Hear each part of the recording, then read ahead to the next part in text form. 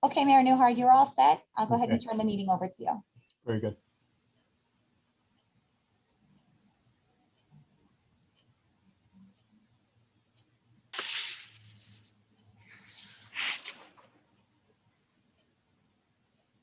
Okay. Thank you, Raina. So if everyone would please stand for the Pledge of Allegiance.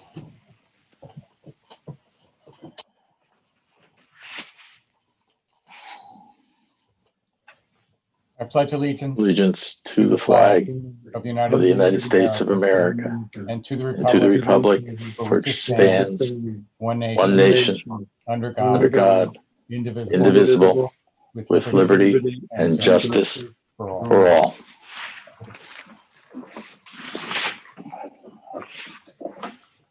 So, Barry, if you don't mind doing the introduction, I appreciate that. We're happy to. Yes, so this morning our work session has to do with hearing a presentation from the New York Power Authority, represented by Cullen Brown. And, you know, basically the Power Authority is in the business, among other things, of assisting municipalities with conversion to street light, LED street lights. So with that, Cullen, I turn the process over to you, and you can begin your presentation. Wonderful. Is everyone able to hear me okay? Yes. Sorry, I'm having some IT difficulties this morning. You'd think I would have figured it out by now, but every day is a new day. So it's a pleasure and a privilege to be here this morning. So my name is Cullen Brown, and I'm joined by my colleague, Kevin Luderin. So Kevin is the program manager for our Smart Street Lighting program. I myself am a key account manager, mostly focused on private sector, but increasingly in the public sector as we roll out more and more energy services. So what we're hoping for today is we can run through our presentation, should take around 20 minutes, and we'll field any and all questions that come up after that as well. Just want to make sure were the materials that we had sent over distributed to the attendees? Yes, the presentation for this morning was distributed, as well as the documents that you sent a couple weeks ago. Wonderful. Thank you. All right, so I'm going to share my screen now.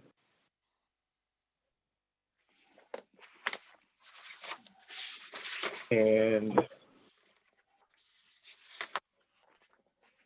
just let me know if you folks are seeing the presenter view or the slides.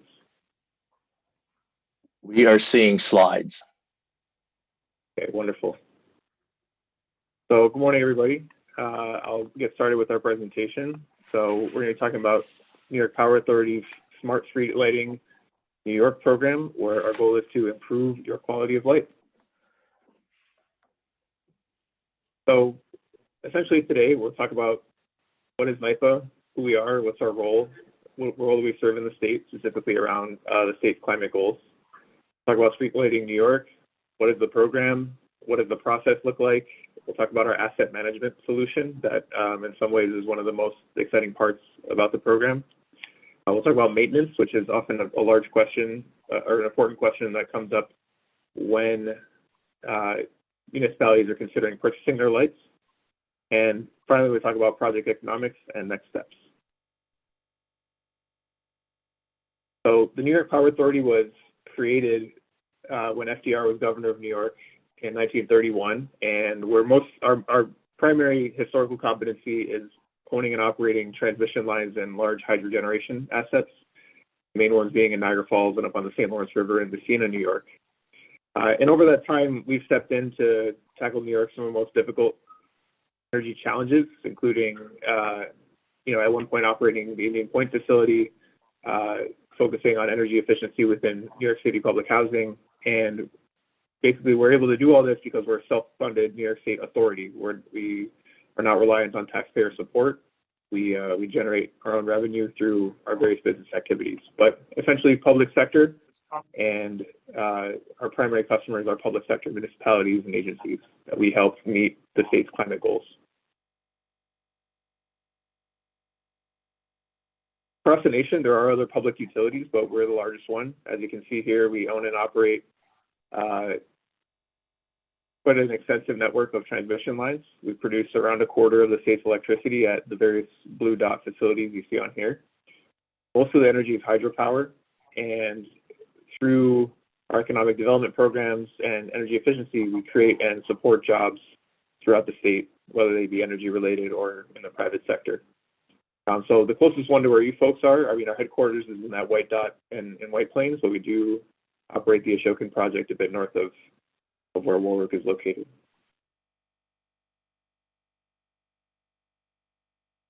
And, you know, I'm not going to go through everything on this list, but if you just want to take a glance, these are the various things that we do to support the state through our energy competencies. The main ones that we'll be talking about today are, of course, smart street lighting in New York. But all of these services, we would be happy to work with you on as you pursue any and all climate certifications that you're pursuing, whether it be clean energy communities, climate smart communities. A lot of our work is supporting municipalities in pursuit of those certifications. So EVs, solar, energy efficiency, and New York Energy Manager is our analytics and sub-metering platform. So all of these are tools in our toolkit as we support our customers. So with that said, that's who we are. We bring you a full suite of solutions, turnkey, cost-effective, and we're considered the trusted advisor for our customers.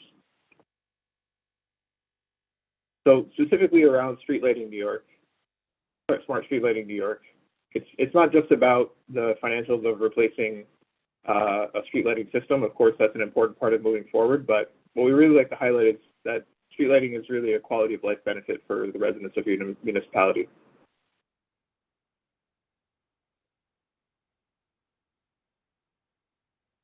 We're in pursuit of our goal of installing at least 500,000 LED streetlights by 2025 as a part of Governor Cuomo's initiative announced in 2018.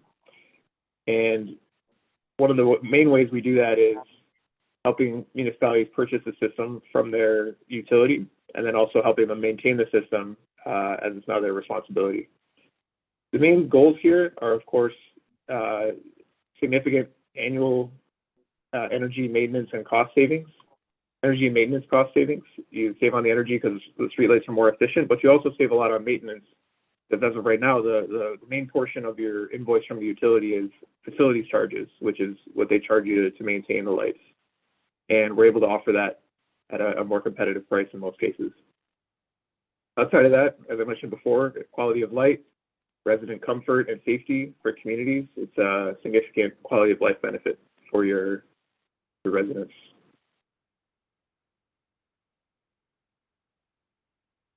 Replacing streetlights and having ownership of them is also a significant benefit as you consider smart city technology, traffic monitoring, parking monitoring, the ability to ramp lights up and down, incorporating asset controls, and also helps the system become a bit more uniform. I can't speak to Village of Warwick's system specifically, but sometimes there's kind of a patchwork system of older and newer lights, and it really does change the way the municipality looks and feels when all streetlights are uniform. Just to get an idea of what this means, think of the kind of orange streetlights. There's a lot of leakage. They go up. They leak like upwards a lot of times outside of the street. One of the main benefits of LEDs is that you have the light focused on where it's most needed, on the sidewalk and on the street. As you can see here, the houses are not so much disturbed by the LED light as they normally would be. One of the questions we get a lot is around the color rendering index. A lot of times people have the impression that LED is going to be, like a harsh blue color type of light. But we actually have, thanks to many advances in technology, the ability to offer a wide range of colors to suit your preferences.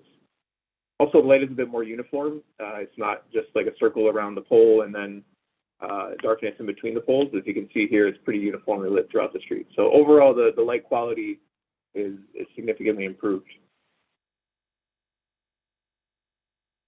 And just to get a sense of communities that are already working with us, we wanted to highlight a few kind of closer to you folks. So Rosendale, Town of Clarkstown, Town of Orangetown, and Town of Ramapo. But as you can see, from Long Island up in the North Country to Western New York, we work all over the state with all different utilities in helping them convert their lights over to LED. I've just got a quick video that I'll share, and please do let me know if the audio comes through. His 2018 State of the State. The state has more than 1 million streetlights, so this effort will have a major impact across New York. To achieve the governor's goal of replacing at least 500,000 streetlights by 2025, NYPA has created a full turnkey service to help communities with the acquisition, design, construction, and financing of converting their streetlights to LEDs.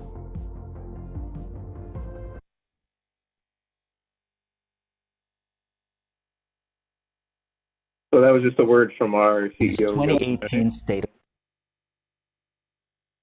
who is a prime proponent of this program. Now I'll get a bit more into the actual process.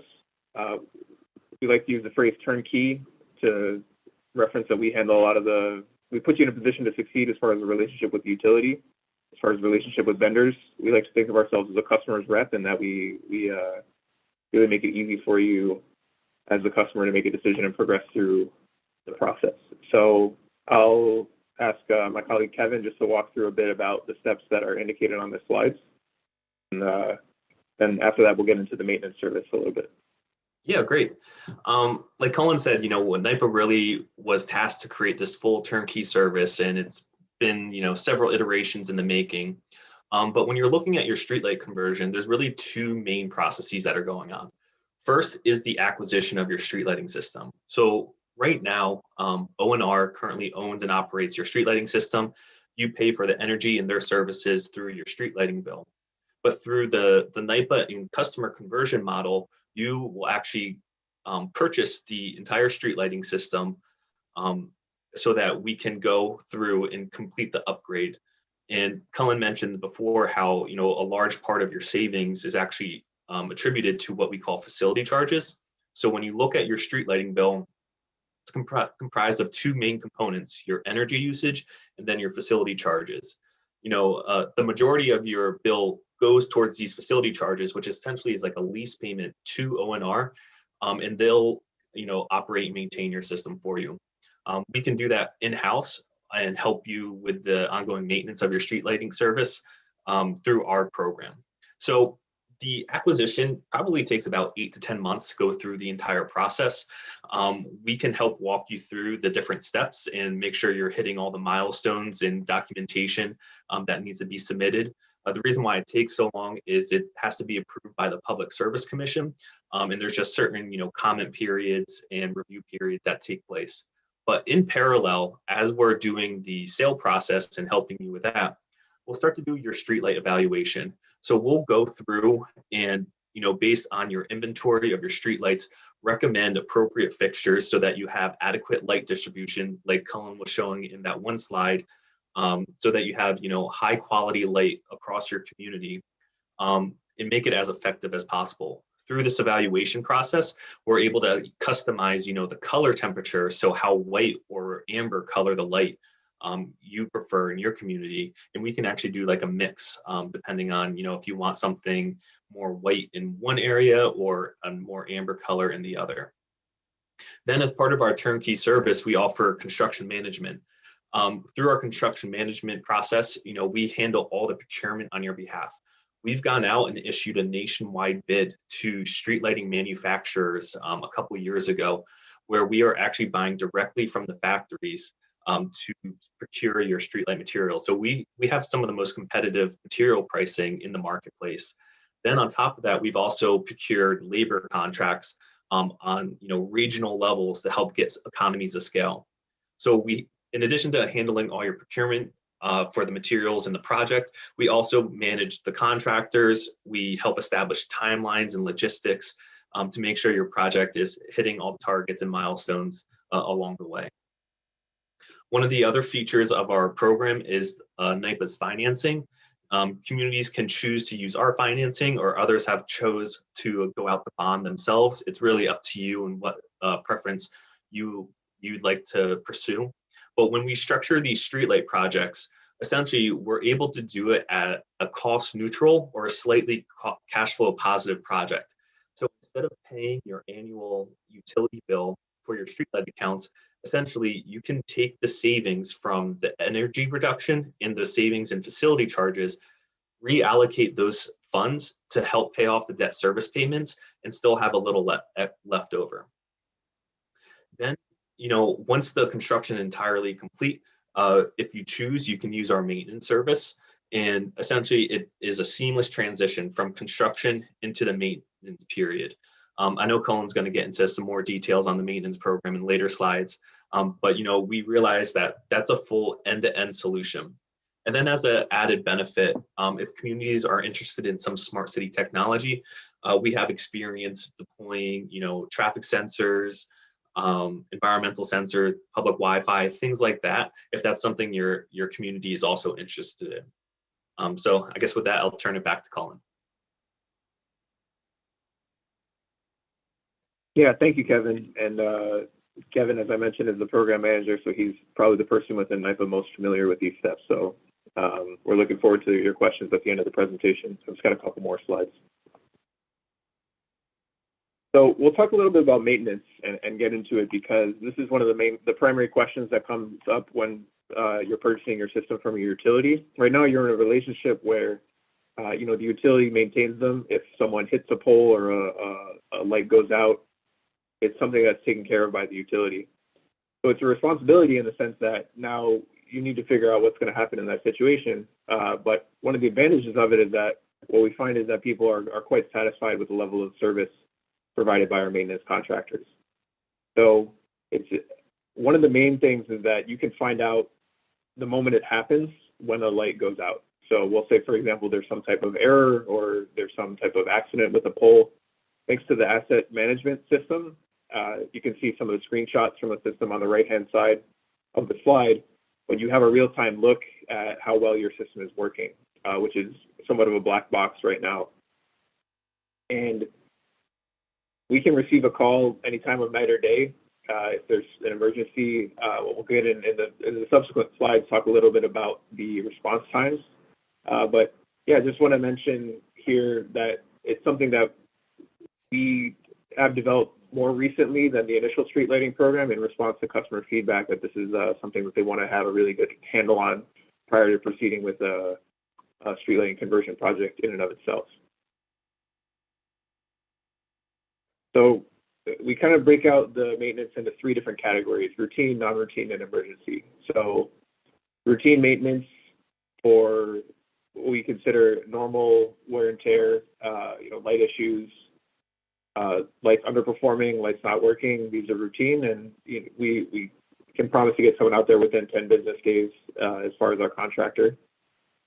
And that's something that you'll have a handle on thanks to the monitoring system, and we're happy to receive that call anytime we get someone out there. Non-routine maintenance is, I'll leave it to Kevin to detail a bit what might fall into one bucket or another. But basically, yeah, if you don't mind, Cullen, I can jump in. So yeah, like Cullen was mentioning, we have these different buckets. And so the routine maintenance are for things like, luminaire burns out, the asset controller burns out. We'll go out an unlimited amount of times, replace that, all for about $21 per fixture per year. Like Cullen said, we have, 10 business day response time period, which is, pretty quick in the realm of streetlight repairs. Also, as part of our routine maintenance fee, you're also getting the NYPA control center. So we have a dedicated system set up where we are actually monitoring your street lighting system on your behalf. So when a light goes out, we can tell that there's a problem. Sometimes we can do some remote troubleshooting, and it might not actually be a street light issue, but more of a grid issue. So we'll do that remote troubleshooting. Ultimately, if we decide that, hey, we need to get a crew out there to investigate, to make the repair, we'll dispatch the crew, we'll manage the work order and process. But all through that, we're able to keep you in the loop. So we can notify you when, a crew's going out, their expected response time. So as residents or constituents contact you, you can let them know that it's already been addressed and it's in the queue to get repaired. And we actually expect a lot of these streetlights to be repaired before anyone even has a chance to notify you. So that's one of the benefits of the program. And then we also will provide performance reports throughout the year so that you have an understanding of the type of failures and things that are going on. Then for the non-routine items, a lot of this has to do with outside factors. So if a car knocks into a streetlight and damages the luminaire and things, we consider that non-routine, and that's a separate cost. So we're asking communities to set aside a budget of money that we can help you develop so that we can pay off this non-routine budget. But the good thing with our setup is you don't actually pay us until you receive service. So this is a little different than your traditional utility model where you just pay a flat fee. Even if the utility never goes out and makes any repairs, you still pay them that higher cost. In our model, you're only paying for services that you receive. So that's one of the benefits and one of the reasons why we set it up this way. Typically for non-routine repairs, there is an outside factor, such as like a car driver crashing into a pole. And a lot of times that repair cost can be recovered through insurance. And so that's kind of like the high level of the non-routine service. And then we have our emergency response. Obviously if a pole or streetlight goes out in the middle of the night and we need to send a crew out because it's a danger to the public safety, we have, a response time up to 4 hours. We expect it to be, sooner than that, but we can go out and we would just make the area safe. So essentially, if there's like a luminaire hanging off of a pole or something like that, that's, an immediate danger to the public, we'll send a crew out, we'll make sure it's safe so that there's no problems or, safety concerns going forward. So I guess I'll turn it back over to Colin. I can go through this too. So Colin was mentioning these asset controllers, and what they are these devices that are installed on top of every single one of your streetlights.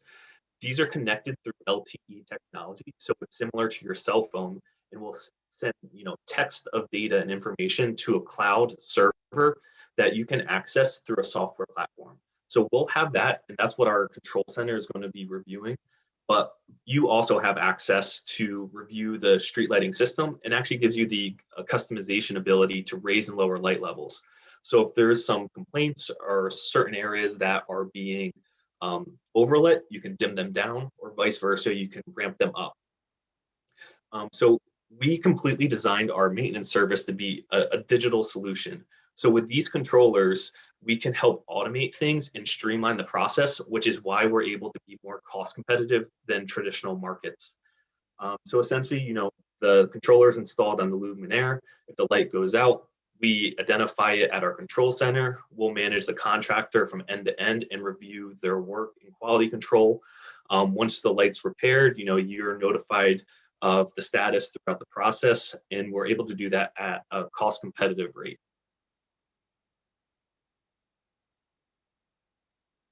So if you want to go to the next slide. Yeah, so now we can delve a bit more into the economics of the project. So yeah, thank you, Kevin, for hopping in and going through the details of the maintenance program, because it is important to understand. The total project cost includes the cost of purchasing the system from the utility. So this covers purchasing from the utility, materials, labor, allowances, the type of evaluation that Kevin was mentioning, as well as some buffers in there for any cost overruns. So we're pretty confident in this price, but so when we look at it, it's in comparison to the savings it'll generate. So year one energy savings, as you can see on the right-hand side, we ran the numbers for how much your lights use, and based on replacing them with LEDs, you would save over 150,000 kilowatt hours in the first year. And that's the equivalent of 40,000 or roughly 20 tons of CO2 that are currently being generated to power the light system you have right now. And what's saved is the equivalent of the average energy use for about 12.5 US households. So quite significant. And it's, part of in your specific case in Orange and Rockland territory, part of the reason why the savings are so compelling on the energy side is actually you go from one service classification to another. So you actually pay a lower price per kilowatt hour when you own the lights versus when you're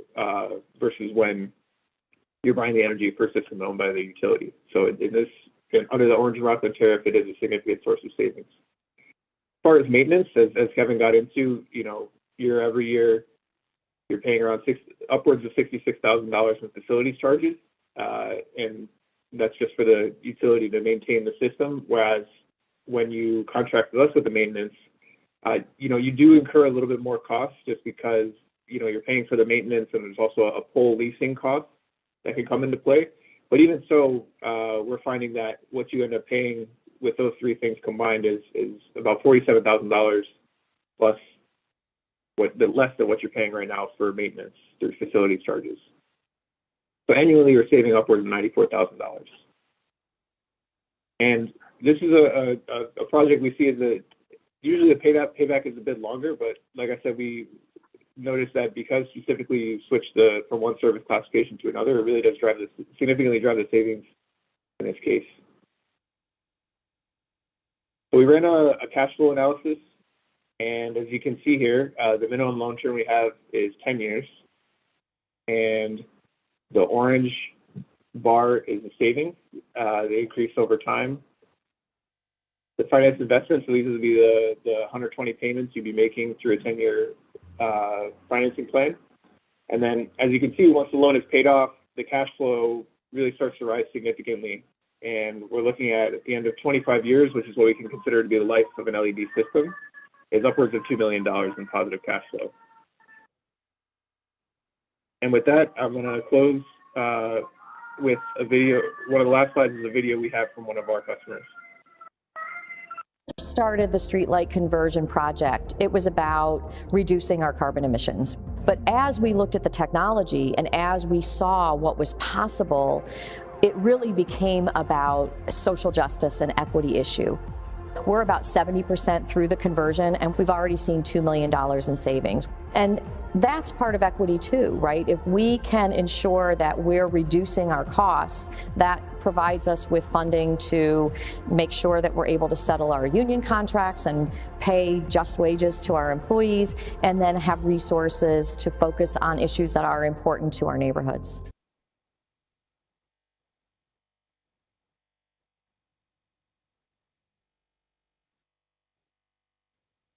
So, as you've seen, that was one of our customers of the City of Albany. So, as far as the next steps, we're looking forward to wrapping up our presentation and getting into some more of the questions. You have the proposal summary that was emailed to you. And you also have the authorization to proceed, ATP documents for the project itself, as well as the maintenance. And it's all part of underneath our master cost recovery agreement, which we'll be happy to share with you as well. After that, you would notify O&R of your intent to purchase the street lighting system, which would set in motion the PSE process that Kevin mentioned. And then after that, it'd be scheduling the project kickoff meeting and moving forward with the process. So with that, I'll conclude my presentation, and you can see my contact information here. But while Kevin and I are here, we're more than happy to answer any and all questions that you have. So thanks again, and we look forward to the discussion. Thank you, Kevin, and thank you, Colin. This is Mayor Newhart. I just had a very simple question because a resident recently asked me, as they knew that we're in the process of moving forward with LED street lighting, and that is kind of the dark sky issues. Does this new fixture give that, or does it shield instead of, diffusing light all over the place? I mean, maybe you can explain that. Yeah, Colin, if you don't mind, I can explain this. So yeah, when I'll bring up the slide showing the picture of the street as well. Yeah, so when we were showing how LEDs are directional, one of the benefits is they're more dark sky compliant because they throw light down. And then inherently, because all of your fixtures are Cobra head style fixtures, they have that cutoff at the top. So they are dark sky compliant. And that's one of NYPA's engineering guidelines we strive for. In certain instances with decorative fixtures, when you're in like different historic districts, that's where it gets a little more challenging, because anything that doesn't have a cap on it will shine up, and at that point it's not dark sky compliant, but it's improved light quality. That I understand. And normally those decorative fixtures, which we do have in our historic district and in some of our neighborhoods, they're a little bit closer to the ground. So, it's maybe a little bit warmer and friendlier too. So that's okay. Mm-hmm.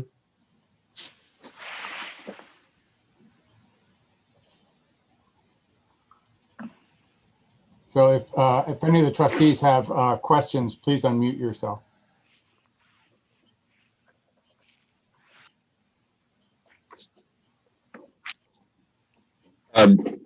Question regarding the, I guess, the color of the light.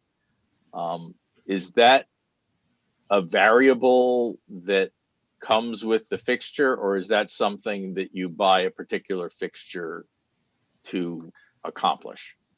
So that once your fixture is selected, it has that color temperature. So you can't change it in the field. So that's something that we can, work with you on what is the best solution. And actually, there's, several communities we're already working with that have completed the conversion. If you want like a comparison, I know like downtown White Plains has that, it's called 4,000 Kelvin, which is a little bit whiter light. And some of the other communities we're deploying, I believe Clarkstown has 3,000 Kelvin temperature, which is that warmer amber. And then for perspective and reference, your current high pressure sodium lights are around 2,200 or 2,400 Kelvin. But we find the majority, of our customer base prefer that 3,000 Kelvin because it is most similar to the existing lighting and is just the preferred selection. Do you know what O&R is putting in now when they install an LED in their replacement process of a light that might be out? I don't know that offhand right now, but that's absolutely something we can look up easily enough. It just seems that they're, much brighter than the sodium. Yeah, and so yeah, I just have to confirm, what they're installing out in the field. I don't want to give Right. correct answer right now. So with these smart lights, what are the variables that you're able to control under the circumstances? Like we install the light. It's a smart light. What are we able to control to change the intensity? How does that work? Yeah. So with these controllers, you can essentially raise and lower the light levels. That's the most control you can get. But you can actually create different like groups of lights. So if you have like a main street and you want them to be at a certain level, 100% the entire time, you're able to do that. And then if you have some more rural areas that you want to, potentially like dim down after midnight or something, you have that controllability or variability to raise and lower light levels. One of the other benefits that we don't capture right now is future dimming savings. So right now, when you look at your streetlight bill, it's all calculated based on the wattage of your fixture. So, traditionally when a utility bills you for your home, you have an energy meter at your home that they'll actually take readings from so they know how much energy your house consumed. Streetlights don't have that energy meter. It's essentially calculated based on the assumed wattage of the fixture and run hours, because you can predict, how much dusk and dawn lighting there is in a year. So it's just all calculated. So right now, if you dim your streetlights, you don't actually benefit on that energy savings. but NYPA is really involved on the regulatory side of things. And actually we're proposing a dimming tariff in the O&R rate case that's happening right now. So that's something we're striving towards. It's not set in stone yet. So, it could be another couple of years, but we see that on the horizon for you to, potentially generate some extra savings. How many manufacturers do you have to choose from based on the procurement you went through? So we have one main manufacturer we use, which is Signify, but we also have contracts with some other lighting distributors. So we have, probably another 3 or 4 lighting vendors that you can choose from if you have a preference one over the other. But we typically, we use Signify. We can use Cree, GE, Leotech, just to name a few. Okay. You listed a bunch of communities that you've performed services for. From a size standpoint, who would be maybe the closest to what Warwick has in our 461 streetlights? I believe like Town of Rosendale would be similar. I offhand, I want to say they have like 200 and change. Also with Town of Red Hook, Town of Guilderland and Village of Voorheesville would also, but they're more in the capital region. Right. But if you like, we can, help provide some references for similar sized communities if that's something you're interested in. Okay.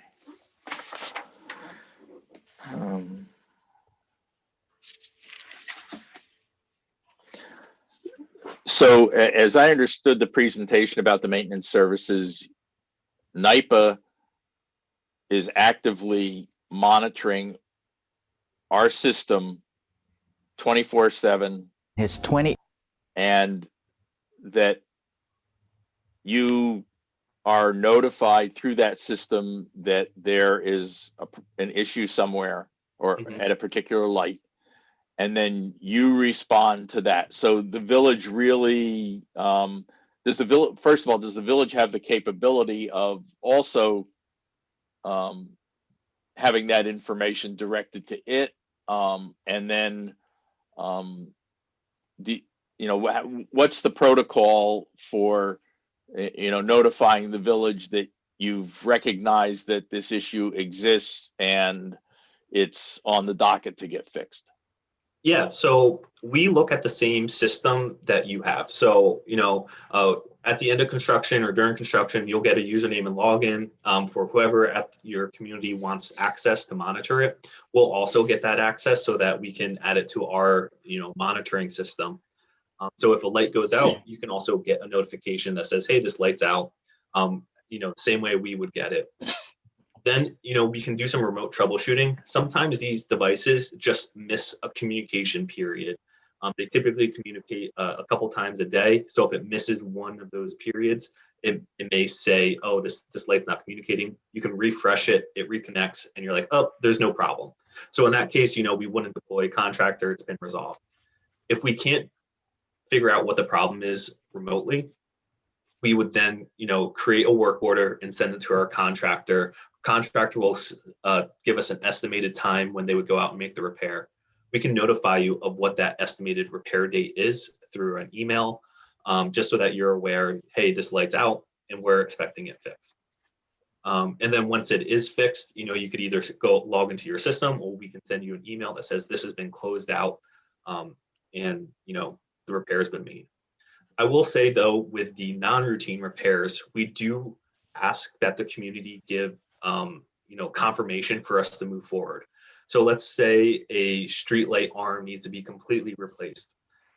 We would put together a scope of work and send it to you for your approval. And it can be informal, just an email saying, yes, complete the repair.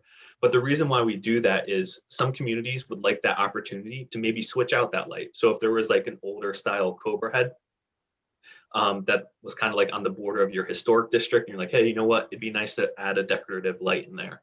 We can, at that point, update the scope of work, add a decorative light, and instead of, replacing it with the existing street light, we can upgrade it to something that you would prefer.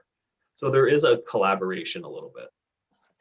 How was the notification received? Is it an email, a text? What's the? So it can be through email. You can get like a failure report where, as a light fails, or, once a day, get all the list of failures, or you can just log into the system and review the failure report in the system itself. Okay. And then in the, the non-routine events, one of the things you pointed out was a vehicle, taking down a pole. That needs to get coordinated then with the utility that owns the pole. Who handles that coordination, and how does that work, and how efficient is it? Yeah, so ultimately, the utility will continue to own your wooden distribution poles that your streetlight arms will be attached to. If a car takes out that pole, the utility would be the one to respond on site to make that repair, make the area safe, essentially. And so we will get a notification that the streetlight is out. So we would know that a repair needs to be made. But this is where we do have some collaboration and partnership with your community. There could be some instances where we need to be notified, via email or with a phone call saying, hey, this streetlight is damaged or broken. It may appear to be operational in our system, but it takes, some of those boots on the ground to identify that. And, if that's the case, we'll, same system, same process, we'll issue a work order, manage the contractor, go out and make that repair.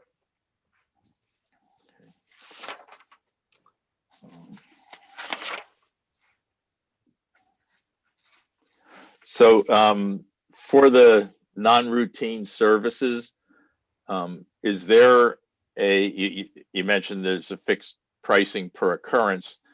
Is there a pre-established set of costs or rates that exists, or is that something that is done on a case-by-case basis?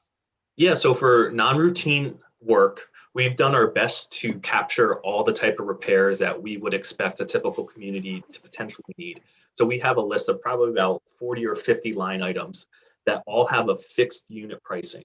So that helps give some price certainty. So if a crew needs to go out, replace, an arm assembly, which is the arm, the wiring, the luminaire, the node, we have a fixed price for that. And, there's no like negotiating the hours or things like that. We do have an hourly rate too, because we recognize we may not be able to predict every type of repair. In those cases, it would just be a time and materials. And essentially the contractor would put together a scope of work for your review and approval.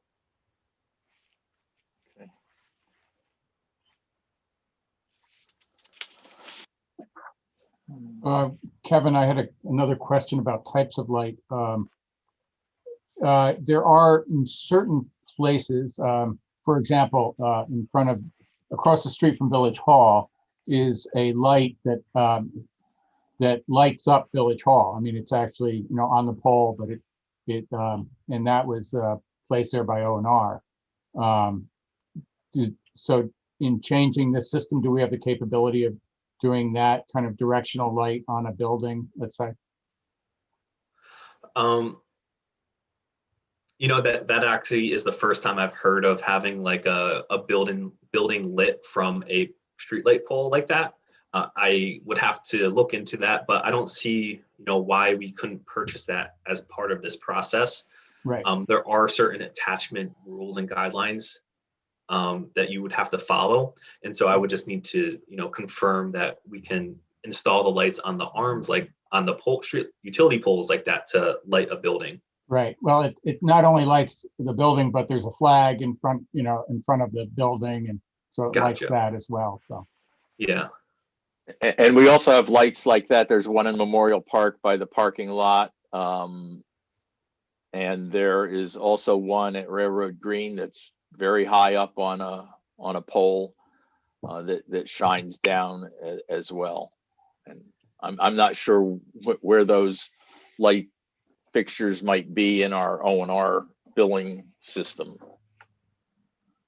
Yeah, and like Kevin mentioned before, the data that we have is your O&R bill, and in some cases we'll have a street lighting registry. But as a part of the evaluation is getting into these kind of more nuanced or unique circumstances. So certainly we'll be interested in understanding the exact role that those type of unique lights would play in the purchase. Yeah, and we also have lights in one of our parking lots that are, I guess, partially solar, Mayor, or totally? I'm not Partially. sure. Partially. Partially solar. So, and those are decorative lights as Okay. well. And those are currently owned by O&R? No, I don't believe so. They're owned by the village. Okay. Yeah, they must be because they're decorative. Right.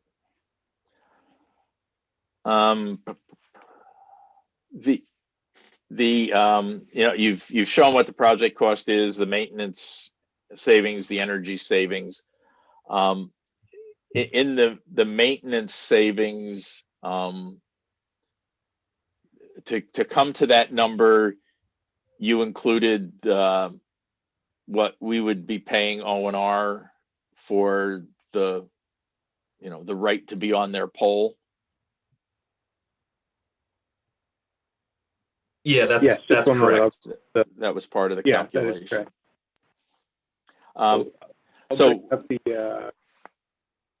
the more detailed proposal just so you can see where the line item is. So it's right here in the pole leasing cost. So this is what you'd be paying us, like Kevin said, $21 a fixture a year. This is the pole leasing cost per the O&R tariff, okay. and this is what you're currently paying for facilities charges. We're considering possibly doing the financing ourselves of the municipalities that you've worked with. What percentage are handling their own financing and what percentage are financing through NYPA? Yeah, I'd say maybe like a little less than a quarter of our customers are using their own financing to, fund the project, and then 75% to 80% are using NYPA financing. One of the perks with the NYPA financing is you don't pay anything until the project's completely finished.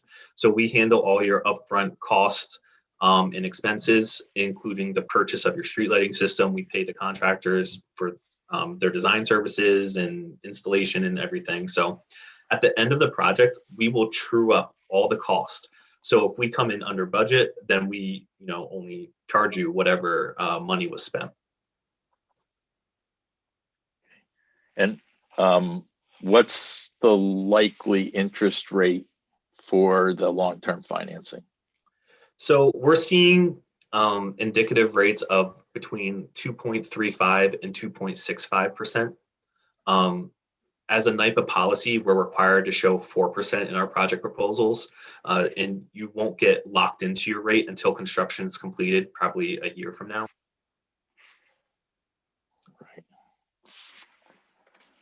Right.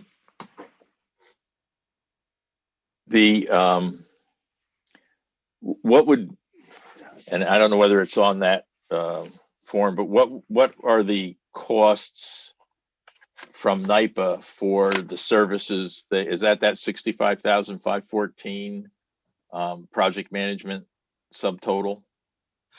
Yes.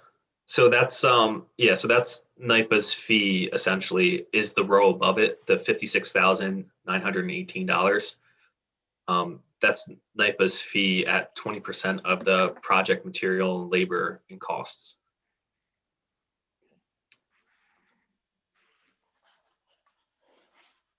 Yeah, and keeping in mind that we're what is considered a revenue neutral organization. So that's just the costs we're projecting to incur as a part of running the project. So how is that, I guess, billed to the project or to the village? I mean, do you keep a record of a time record and we pay by the hour, or is it a lump sum? So it's whatever the total material and labor will be. Our fee is 20% of that. And that's typically how we charge our fee on all our projects across all of our programs and services is based on a fee percentage. And like Colin said, we're a non-for-profit, and so we're just recovering our costs essentially, is what we're trying to do. And that would include the construction cost, but it would not include the purchase of the system from the utility, that 20%. Correct. It is not added to the purchase of the utility. That is essentially a pass-through cost through our program. So we're not collecting fees on that. And then on the annual maintenance cost, and maybe it's just confusion on my part, you're showing that negative 9681, but in the ATP, it looked like you were suggesting that it's $20,000. So that's where the routine and non-routine budgets come in. So our routine maintenance is that $9,681. So that will be paid to NYPA, to cover the routine repairs, our call center, our management service, and everything. Then we create an extra bucket of money that we ask you to set aside for non-routine repairs. Now, this is just like a contingency bucket. There could be years where you don't have any repairs, so you don't pay us anything. You never actually transfer that money to NYPA. It's just set aside for us to draw down from. So it's like a financial mechanism for us to create the repairs in a timely manner. If we didn't have that, we'd essentially have to create a change order for every single repair that's needed.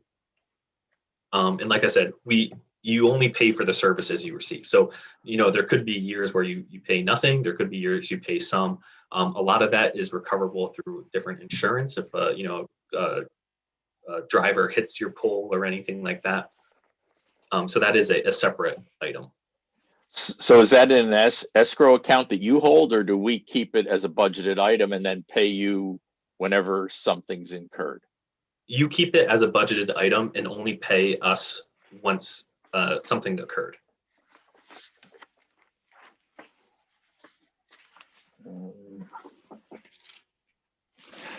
So right now, from a timing standpoint, a couple of things. We have until sometime in June to notify Orange and Rockland. Otherwise, we would have to wait for a new quote a year from now.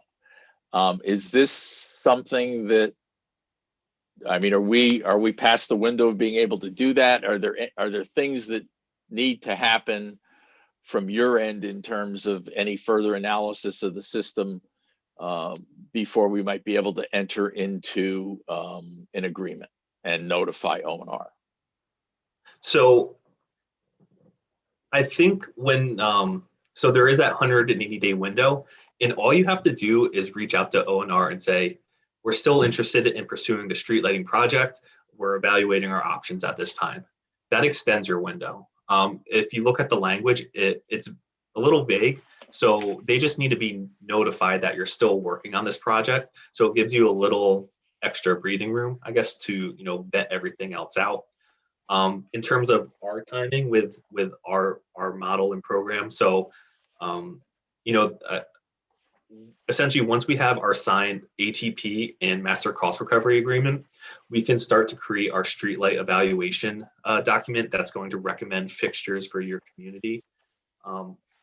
That's actually like the quickest part. The longest process is going to be going through that sale process. So if this is something you're interested in, I would really encourage you to reach out to your utility. And as like a next step, you would need your purchase and sale agreement, which is essentially the contract you need to execute to start the sale process. So if this is something you're interested in, I would absolutely recommend you reaching out to your contact at O&R to get that document. so you can review it and execute it as quickly as possible. And like I said, that sale will take 8 to 10 months to go through the process. And we can do that before we bring NYPA on board or anyone who'd be providing. Yeah, these I would services. recommend you request those documents at least. At that point, it still doesn't commit you to anything. It's just, getting the information. Sometimes it can take a couple weeks to get the contracts, while you're still evaluating the NYPA proposal. So, and I'm sorry, but what would I be asking for? The purchase and sale documents? Yep. All you would need to ask ONR is the purchase and sale agreements or contracts to move forward with the sale.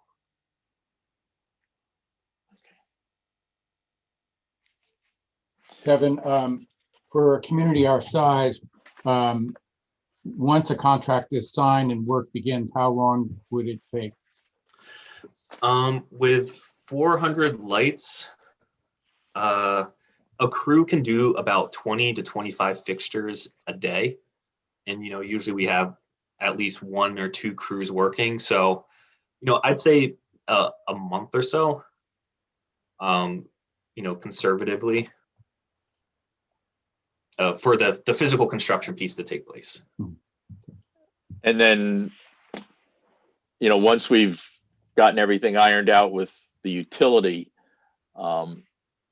you're going to be doing your design or evaluation and design efforts prior to construction. How long would that be expected to take? I think the mayor's question, and it's mine too, and probably the other board members as well, when can we expect to be, have the conversion completed?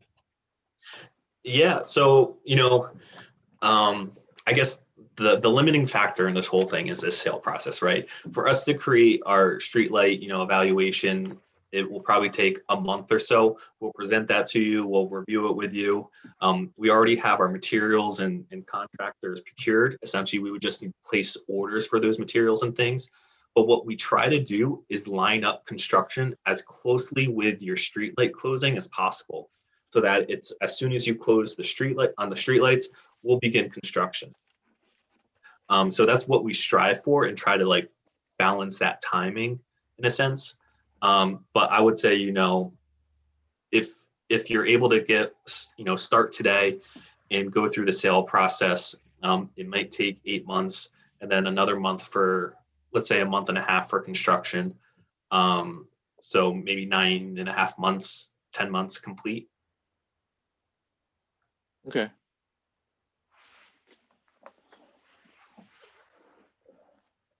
I think I've exhausted all my questions. Sure. Good questions, Barry. Yeah. George, do you have anything to ask? I think I'll go along with all of Barry's. We're good. Okay. And Corey? Good. Thank you. Nice presentation. Yeah, very, very thorough, and I appreciate that. I guess just one question I have is if you folks are pursuing climate smart community or clean energy communities, because certainly this project can play a role in that process. So we're just curious where you are in that. We are really in the middle of it, and so that would be great. I mean,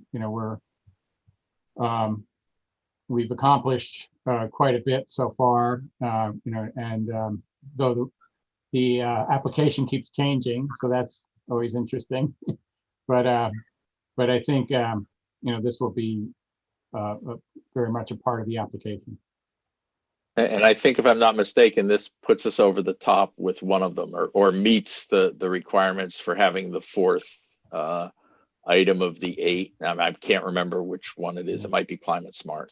Right. So, we're looking to hopefully position ourselves better for some of the grant funding that's available once we complete this.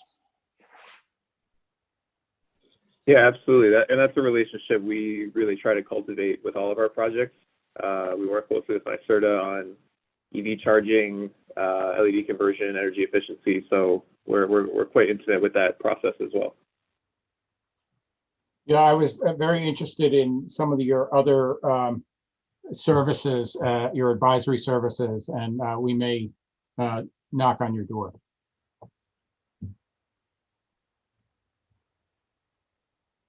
Okay, any other words? So I think we're good. So I appreciate gentlemen for talking us today, and lots of information, and we're going to chew on it, of course, as boards do, but we're moving forward, I think. So thank you. Great. Appreciate the opportunity to present to you guys. Thanks very much. Yeah. All right. Thank you. Yeah, thank you Thank both. you. Looking forward to being. All right. Have a good day. Bye. Okay, have a good day, everyone.